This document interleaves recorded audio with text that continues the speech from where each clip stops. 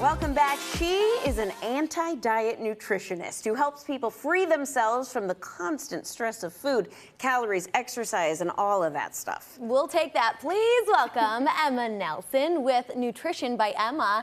Now, this all started from your own personal journey. We got to know all about it. Yes, thank you guys for the intro. I grew up as a dancer, and honestly, I had kind of my own struggles with disordered eating. As you can imagine, there's so much pressure to kind of have this look in dance.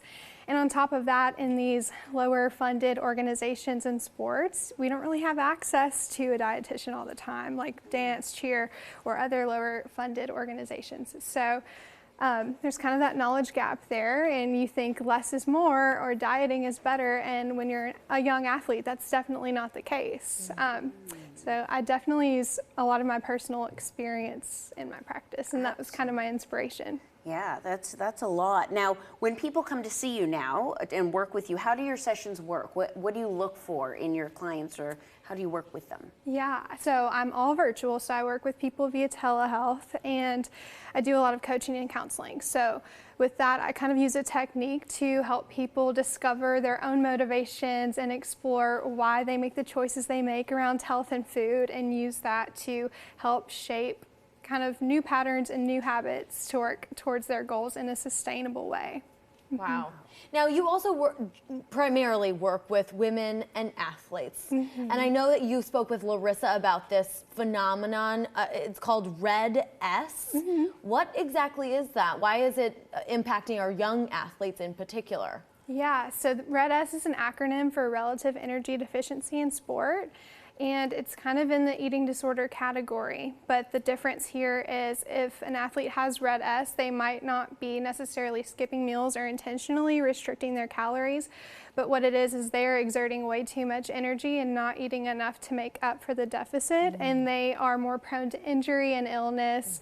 And obviously performance is an issue at that point as well. Sure. And these young athletes are growing. Their bodies are not fully developed, so I can imagine possible long-term effects being something of concern. Yeah, absolutely. Yeah, and we know that 67% of athletes are at moderate to high risk for Red S as well. So it's definitely something to kind of make people aware of. And this is males and females? Males and females. Females are definitely more at risk, but... Do you see it in a certain type of athlete more so than another, or is it kind of across the board? Yeah, I think it definitely depends on the sport and whether size is a concern in the sport or the position of the sport, because you know, an offensive lineman and a quarterback have different size requirements, so it can vary within a sport, and it can also vary across different sports. We were talking about wrestlers and weight classes and things like that. Yeah, it's very strict. Yeah, wrestling, I would imagine. Yeah, I haven't worked with a lot of wrestlers, but I would imagine in wrestling it's probably a really big issue too. Before we go, you gave me a few tips on shifting your diet mindset. Can you kind of quickly run through those? We have about a minute left. Yeah, absolutely. My biggest tips would be to kind of be aware that we're so consumed in diet culture. We're bombarded with this every day, especially with social media. So know that if you feel pressure to diet or lose weight, it's not your fault. It's constantly in your face.